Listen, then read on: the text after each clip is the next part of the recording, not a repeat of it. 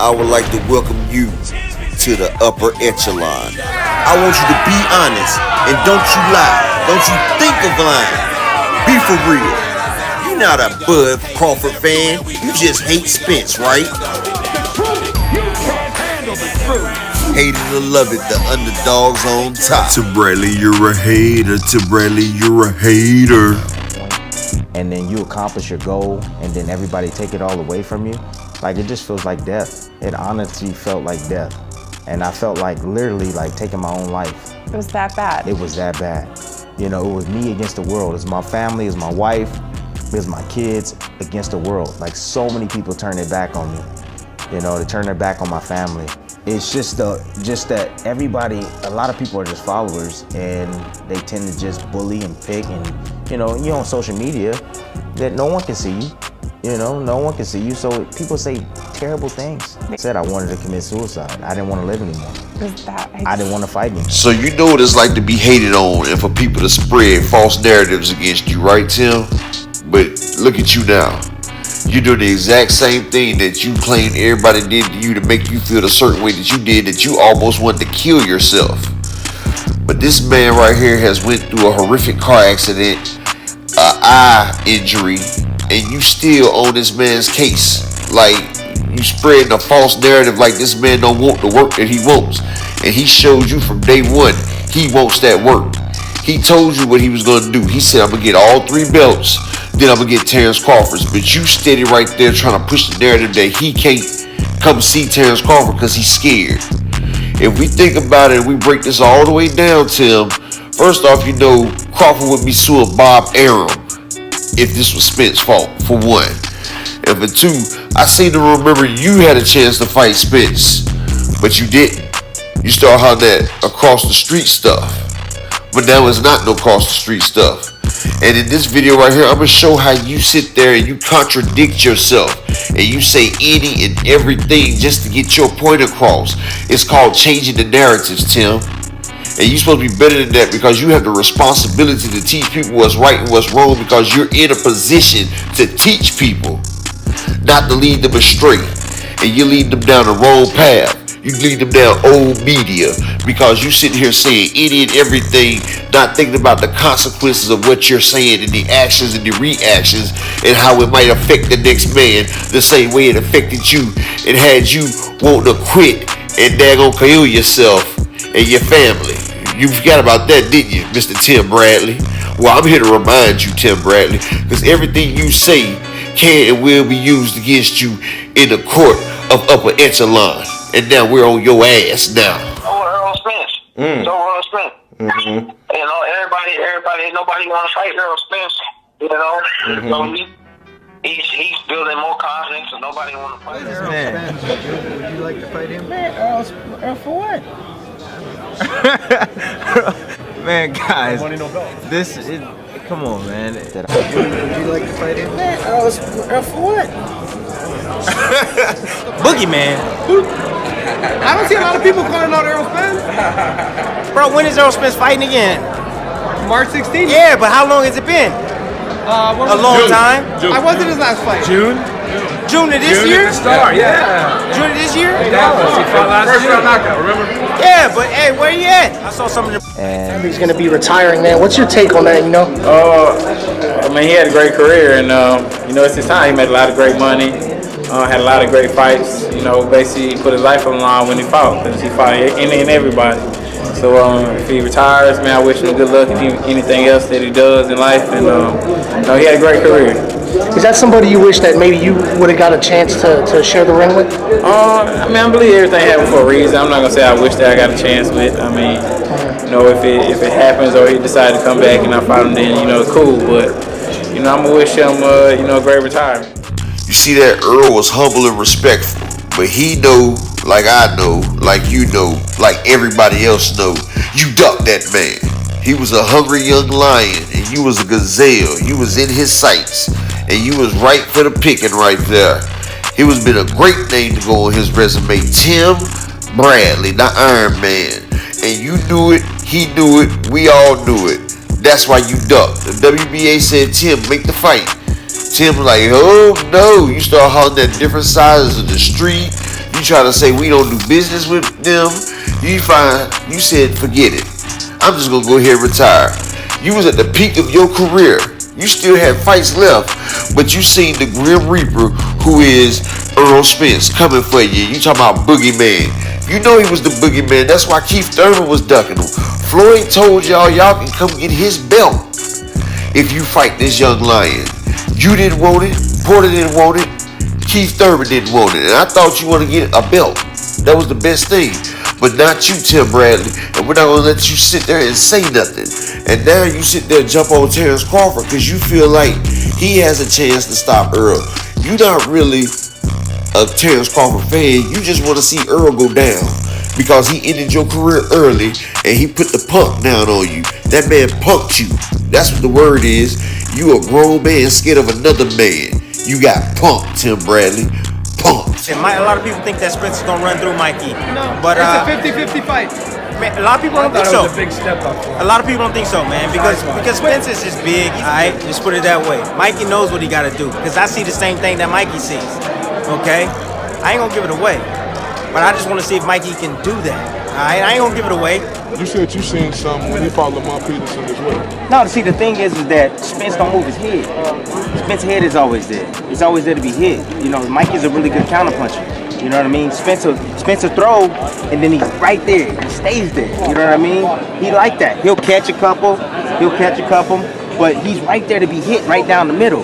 I tell you, he's just, to me, one-dimensional, man. I look at him, I'm like, okay, here he comes. Hit the jab, straight left, step back, try to get distance. He'll leave that jab out there, you know what I mean, to keep his distance, to land a straight left, you know, to land a straight left hand to the body, you know, the two body shots, the combination he throws, boom, boom, boom, boom, boom. I know his combinations, I know everything that Spence likes to do.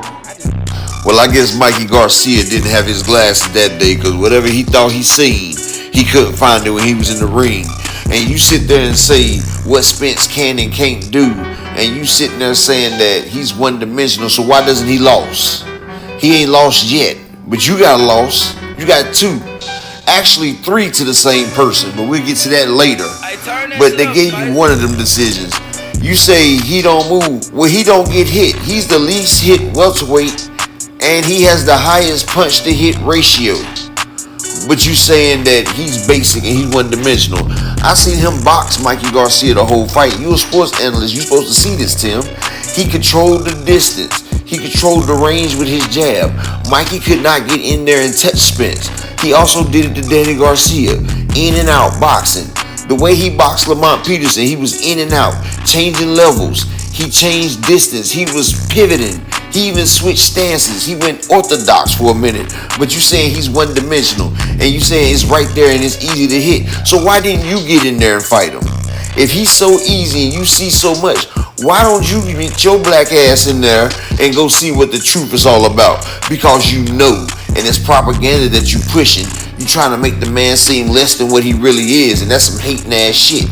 Because if you really thought that way, won't you go in there and try to fight him? You come back, why don't you come back and go try to get them 3 straps he got? Or let's talk about how you quit. You ran away. So anything you say against that man, you're saying it begrudgingly. Because that man ended your career and he was gonna beat your ass. And you talking about like you somebody special, Tim. No, you're not. You was a carried fighter who was gifted a biggest win in your career. It was gifted to you. You didn't earn it. And that's what I'm saying.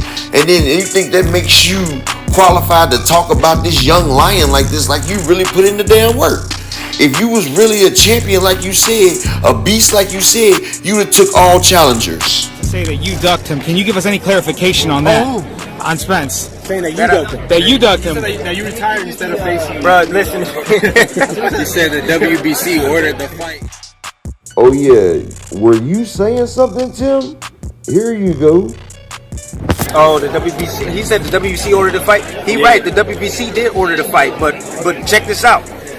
I fought Manny Pacquiao instead of Earl Spence. 1, 2. This is the second thing now.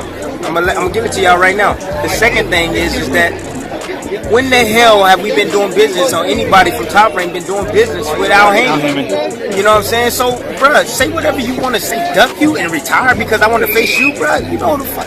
You know who I am? I almost start cussing. You know, boy. You know who I am? You playing out that Catch song. up, bro. Tim, No, I don't want to drop that. But you know who I am, bro. You know what I'm saying? 5 world championships, 2 division world champ, baby. All right, come on now. Check the resume. Bruh, check it. I fought Manny Pacquiao, the guy that you trying to fight. For one, yes, you did duck Spence. We all know it. That's why you're getting all tight about it. And for 2, do we know who you is? Yes, you're Tim Knothead Bradley, the man that ducked Earl Spence. And then you talking about your resume. 5 world champions, and you said 2-time 2 weight division champion, and you tell him to catch up.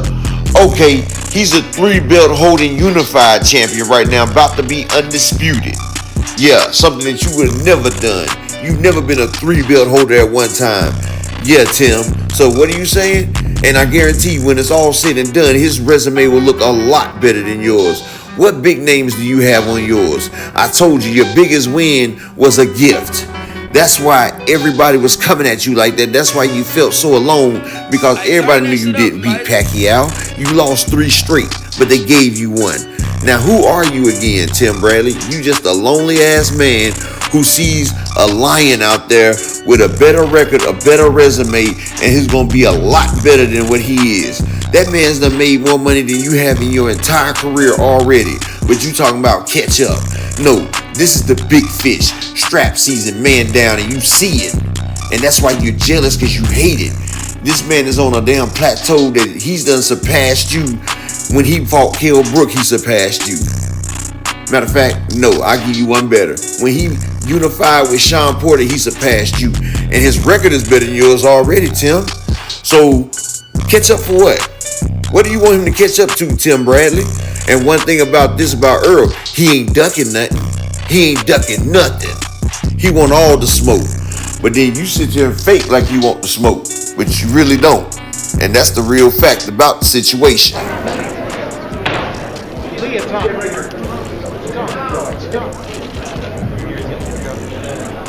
You guys stay down in front here. Everybody stay down. New world champion, Timothy Bradley. Everybody stay down. First and foremost, I want to thank God for allowing me to get through this fight. Really, man? Really? What the hell is this, Tim? What the hell are we looking at? You mean to tell me on your biggest win, on the biggest stage, when it's time to make your press conference, they gotta wheel your ass out there to make your press conference? But you won the fight. Man, that nigga beat the brakes off you. You couldn't even damn walk. That's why everybody was so mad. That's why everybody was talking all that about you, Tim. You obviously got the brakes beat off of you, and Bob Arum got you to win. You didn't beat Pacquiao. You're not skilled enough. And Pacquiao is a great fighter, but if you're a great boxer, you can beat him time and time again. His biggest weakness is a boxer. And Tim, look like he beat the hell out of you. You ain't never seen Earl coming out in a wheelchair. Earl is that dominant beast. And that's what makes you so hateful of him. Because you know he will walk you down, walk through everything you threw at him and break you. He will break you. And that makes you feel like less of a man, because you know what this man could do to you. And that's why you hate on him, because you know if he so chooses, he can break you like a twig and treat you like you're not even there. And it ain't nothing that you can do. You couldn't even keep him up off of you if you wanted to. That's the worst feeling for a man right there, is when he know he can't do nothing about the next man that's right there in his face and can treat him any kind of way.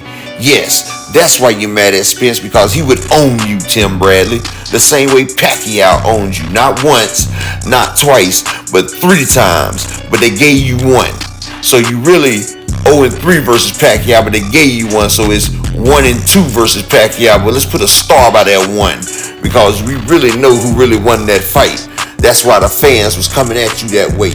Come on, man. You was getting rolled out in a damn wheelchair. Now, I ain't never seen a champion come out in a wheelchair. But let me hear your narrative on that. Let me see how you spin that. This test. The only real man over at PBC is Deontay Wilder. You want to know why? Because he's going to be fighting Tyson Fury in February. Now, you guys over there, all the other welterweights over there, this man is begging begging to fight you, and he's gonna continue to beg to fight you guys. Guys need to put your big boy pants on, and need to come over and make this fight with Terrence Bud Crawford because he's the best welterweight in the world. Well, what about the fact that there's a lot of welterweights and a champion on that side of the fence? So that Man, I don't care about no side of the fence. For me, I don't care. Side of the fence, this is the world of boxing. Okay, Tim Bradley. Now watch you contradict yourself right here, buddy. To the street or the Bruh, I don't listen. It's there. It's there because when I was coming up, that was the problem. I couldn't fight anybody from PBC. You know what I'm saying? We didn't do business with PBC. 1 and 2, the WBC did order it, but the fight wasn't gonna be made because we didn't ever do business with them. You know what I'm saying? The fight wasn't gonna be made. So why would I even go down that alley when I got Manny Pacquiao right in front of me? I want the Earl Spence fight, but they not answering that phone. They don't want to do business. So what is it? So is he ducking him? What you say? Who? Ducking him? Yeah. Yeah, he ducking him. Absolutely, he ducking him. Yeah, y'all take that. He ducking Terrence Crawford. He don't want to fight Terrence Crawford. I'm telling you that right now. You know what I'm saying? Because if he did, if he wanted to be considered the best pound for pound in the game, or 1 and 2, he'll fight Terrence Crawford. But the fact that he's not fighting Terrence Crawford, I'm coming back. I'm gonna fight. You know, coming back from a car accident, all of this stuff. I'm gonna come back and I'm gonna fight some, a top guy out there. Please, man. Well, when it does happen, then I believe it. Until then, I don't believe anything that come out of his mouth or what he says. It or not, it don't matter. I don't care. I don't care. I'm here to cover the whole sport, and I'm gonna tell it like from my position. I'm gonna tell it like it is. So you can say whatever you want to say. No, and then you see on what's his name on Twitter, Terrence say, no, he's not ducking me. No, he's not ducking me. You know what I'm saying? Terrence has to say that. You want to know why? Because he's a businessman. That's why he has to say that. You know what I'm saying? He can't talk trash about Spence. He can't say nothing about that. He a businessman. He don't know when this man gonna say, yo, let's fight. Let's fight, T. You know what I'm saying? So that's why he can't say that. But I can say it, and I said it. Timothy, if you were a betting man, who would you favor between that matchup? It's a great fight. It's a 50-50 fight. You know what I'm saying? Y'all already know. I'm a Terrence Crawford guy. Now, isn't that the pot calling the kettle black? Now, you are a reputed and a documented ducker. Now, you trying to put Earl in the same category you are. No, it ain't gonna happen. Earl don't duck nothing. He didn't even duck that Ferrari when he got in an accident and hit the concrete. Earl is 1-0 versus the Ferrari and concrete. Can you say that? And then you sitting here talking about you don't believe nothing that man say. Everything that man has said has been the truth. That's why that's his name, The Truth. He said when he get back out the car accident, he was gonna fight a tough guy. He came back and he fought Danny Garcia, coming right off the car accident. Then after the eye surgery, he said he was gonna fight another top guy. Matter of fact, he unified 3 belts with your Danis Ugas. So you talking about you ain't gonna believe what he said. Then he came back out and said he wants Terrence Crawford next. Now you sitting here being a fanboy for Terrence Crawford like that man's paying you. Like you need a license and a helmet to ride that nigga's jock, bruh. Because you out here looking like a damn female right now, Tim Bradley. And first off, Earl wants that smoke. You should tell your boy Bud to sign the contract. Because EJ trying to get in all that action right there. And I'm talking about all that action. And you sit there talking about from your perspective is from tainted glasses and a biased view. Because if you think that Earl Spence don't want all that action, then you got to be kidding me. You got to be wrong, and you done hit your damn head somewhere because Big Fish Strap Season wants all the smoke. Won't you go get you one of them commemorative shirts? It got all 4 champions up there, all 4 straps, because everything leads to undisputed. And yes, Bud ain't gonna say that because he know that Spence ain't ducking him. Matter of fact, he might be the one ducking because it's all the way in damn July and the fight still hasn't been signed yet. Hey, Spence, I'm holding you accountable to what you said. You said that as soon as you captured all 3 world championships, you was gonna fight Crawford. Now that I'm holding you to your word because that's what you said. So once you get this 3rd belt with Pacquiao, you win this belt, then I expect you to fight Crawford. What's next? Oh, well, everybody know who I want next. I want Terrence Crawford next. You're gonna make that happen? Huh? You're gonna make that happen? Oh, definitely. That's the fight that I want. That's the fight everybody else want. Like I said, I'm gonna get these straps. I'm gonna go over there and take his shit too. All right. Errol, congratulations. Terrific fight this evening. Thank you, man. Down. Strap season. I know what time it is, baby. Terrence, I'm coming for that motherfucking belt. Now, Tim Bradley, I'm going to hold you accountable. Get Bud to sign the contract.